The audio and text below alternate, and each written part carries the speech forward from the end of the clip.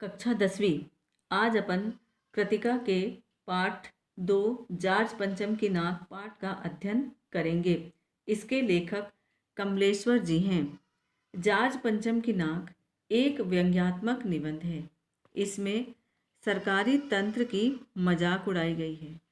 हम जिस इंग्लैंड के गुलाम रहे उसकी रानी के सम्मान के लिए भारत की सरकार कैसे कैसे काम करती है, अपमानपूर्ण हरकतें करती हैं, यह दिखाना इस निबंध का उद्देश्य है।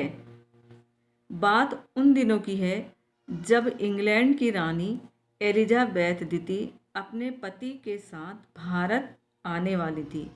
रोज रोज अखबारों में उनके शाही दौरे की खबरें छपती थी। एलिजाबेथ के दर्जी उनकी वेशभूषा तय करने के बारे में परेशान थे, यानी किस रंग का, कैसा, किस तरीके का पोशाक बनाया जाए।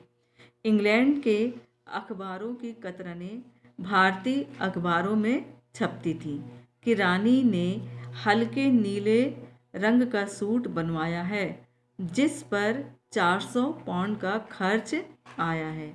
रानी की जन्मपत्री प्रिंस फिलिप के कारनामे, उनके नौकरों, बावर्चियों, खनसामों, अंगरक्षकों के साथ साथ शाही महल के कुत्तों की भी तस्वीरें छप गईं। यानी रानी के आगमन को लेकर पूरे भारत में सनसनी थी। तुमने देखा होगा यदि कोई नेता आए किसी भी नगर में, उस नगर को कितना सजा दिया जाता है, कितना सुंदर बना दिया जाता है। वैसे ही अब इंग्लैंड से रानी आ रही है तो पूरे भारत में सनसनी थी कि कुछ कमी ना रह जाए। आखिरकार जो रानी 5,000 रुपये का सूट पहनकर आने वाली हैं, उनके स्वागत में कुछ तो धूम होनी चाहिए। देखते देखते नई दिल्ली का काया पलट होने लगा। सड़कें साफ सुथरी और नई हो गईं। इमारतें दुल्हन की तरह सजा दी गईं। अचानक एक परेशानी सामने आई। क्या परेशानी आई? कि जार्ज पंचम की मूर्ति की नाक गायब थी।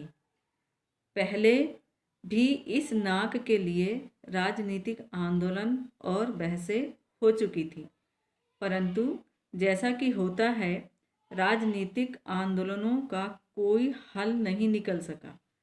कुछ राजनीतिक दल नाक को काटना चाहते थे, कुछ रहने देना चाहते थे। आखिरकार एक दिन यह हादसा हो गया। हथियारबंद जवानों की गश्त के होते हुए भी इंडिया गेट के सामने लगी जार्ज पंचम की मूर्ति की नाक काट दी गई। अब सवाल यह था कि रानी के आगमन पर जार्ज की नाक ना दिखी तो यह अपनी नाक कटाने जैसा होगा।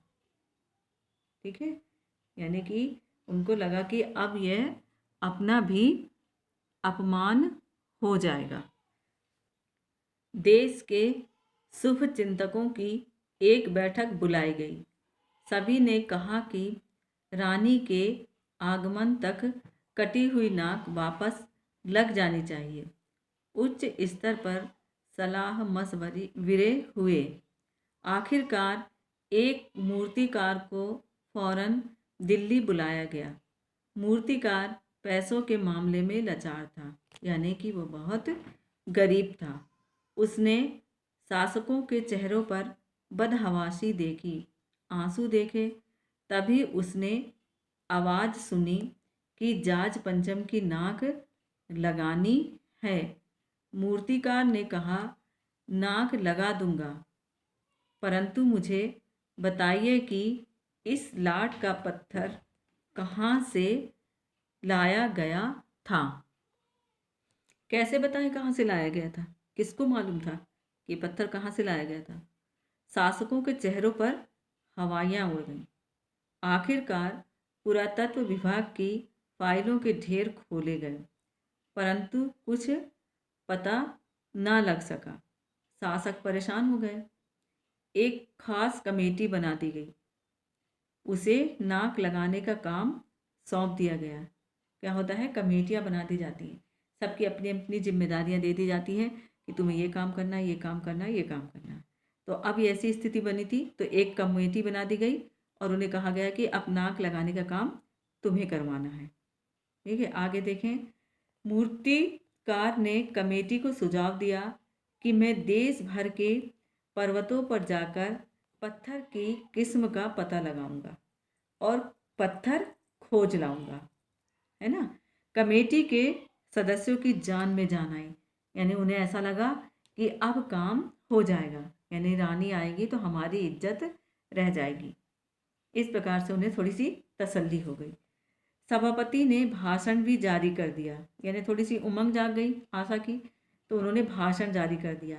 ऐसी क्या चीज़ है जो हिंदुस्तान में नहीं मिलती, ज़रूरत है खोज करने की, इसके लिए मेहनत की ज़रूरत है ना। इसी से आने वाला ज़माना खुशहाल होगा, यानी कि प्रोत्साहित करने लगे। यह भाषण अखबारों में छप गया। मूर्तिकार एक एक पहाड़ी प्रदेश और पत्थरों की खान ढूंढ आया, परंतु वह कीमती पत्थर ना मिला। उसने कहा, यह विदेशी पत्थर है। सभापति ने तैस में आकर कहा, हम पर लानत है, यानी कि उन्हें गुस्सा आ गया, ठीक है ना, कि अरे ये क्या हो गया, ये तो पहले ये था कि मिल जाएगा पत्थर, अब नहीं मिल रहा है। उन्होंने कहा, हम पर धिक्कार है, जब हम विदेशों की सारी बातें अपना चुके हैं तो फिर यहाँ विदेशी पत्थर क्यों नहीं मिल पा रहा। मूर्तिकार चुपचाप खड़ा रहा, वह कुछ नहीं बोला। अचानक मूर्तिकार के दिमाग में एक विचार आया। उसने अखबार वालों तक खबर ना पहुँचे की शर्त पर एक सुझाव दिया, यानी उसने कहा कि मैं एक बात बोलता हूँ परंतु ये बात अखबार में नहीं छापना। देश में अपने नेताओं की मूर्तियाँ भी हैं, ठीक है ना, उनमें से किसी की भी नाक जॉर्ज पंचम की नाक से मेल खाती हो तो उसे वहाँ से ले लिया जाए। पहले तो सभा में सन्नाटा छा गया। क्यों सन्नाटा छा गया? नाक क्या है? सम्मान का प्रतीक है और अपने देश के किसी भी नेता का सम्मान कम है क्या कि जॉर्ज पंचम की नाक पर उनकी नाक लगा दी जाए? यह तो अनुचित सा था। सन्नाटा छा गया। फिर भी सभापति ने कहा, यह काम जरा होशियारी से करना, यानी किसी को पता भी ना चले और ये काम हो जाए। ये वे क्या यानी सोचने वाली बात है कि क्या ऐसा किया जा सकता है। मूर्तिकार देश भर के दौरे पे निकल पड़ा। जॉर्ज पंचम की नाक का नाप उसके पास था। उसने मुंबई में दादा भाई नौरोजी, गोखले, तिलक, शिवाजी सबकी नाक टटोली और गुजरात गया। वहाँ उसने गांधी जी, पटेल, महादेव देसाई की मूर्तियों को परखा। बंगाल में जाकर गुरुदेव, रविंद्रनाथ, सुभाष, राजा राम मोहन राय आदि को देखा। इसी प्रकार वह बिहार, उत्तर प्रदेश, मद्रास, मैसूर, केरल, पंजाब होते हुए दिल्ली लौट आया। उसने निराश होकर बयान दिया, पूरे हिंदुस्तान की परिक्रमा कराया, सब नाकें जॉर्ज पंचम की नाक से बड़ी निकली। जॉर्ज पंचम की नाक से बड़ी निकली यानी क्या हुआ? यानी उन सब का सम्मान जॉर्ज पंचम से बहुत ऊंचा है, यानी उनका सम्मान बहुत अधिक है। मूर्तिकार ने फिर सुझाव दिया कि बिहार सचिवालय के सामने सन 1942 में शहीद होने वाले बच्चों की मूर्तियां स्थापित हैं। शायद उनमें से किसी की नाक फिट बैठ जाए, परंतु उन सब की नाकें भी बड़ी मिली, यानी कि उन सब बच्चों का सम्मान भी जॉर्ज पंचम के सामने बहुत ऊंचा था। ठीक है। राजधानी में रानी के स्वागत की सारी तैयारियां पूरी हो चुकी थी। जॉर्ज पंचम की लाट को मल मल कर नहलाया गया, परंतु नाक नहीं थी। सरकारी शासकों में खलबली मच गई। अब की बार उसने एक नई योजना पेश की। फिर मूर्तिकार ने उन्हें एक नया यानी तरीका बताया। उसने कहा 40 करोड़ जनता में से कोई एक जिंदा नाग काट कर लगा दी जाए। यह सुझाव सुनकर सन्नाटा छा गया। अब जिंदा नाग यानी किसी व्यक्ति की सोचने वाली बात हो गई। सब अचकचा गए। मूर्तिकार ने कहा नाक चुनना मेरा काम है, आपकी सिर्फ इजाज़त चाहिए। इजाज़त इजाज़त दे दी गई यानी उसे अनुमति दे दी गई कि हाँ ठीक है, तुम जिंदा नाक लगा दो। अब क्या होता आगे, चलो। अगले दिन अखबार में छपा कि नाक का मसला हल हो गया। नाक लगने से पहले हथियारबंद पहरेदारों की तैनाती हुई। मूर्ति के आसपास का तालाब साफ किया गया, उसकी रवाब निकाली गई और ताज़ा पानी डाला गया ताकि जिंदा नाक सूखने ना पाए। आखिरकार अंतिम दिन चुपचाप जार्ज पंचम की लाट में नाक लग गई।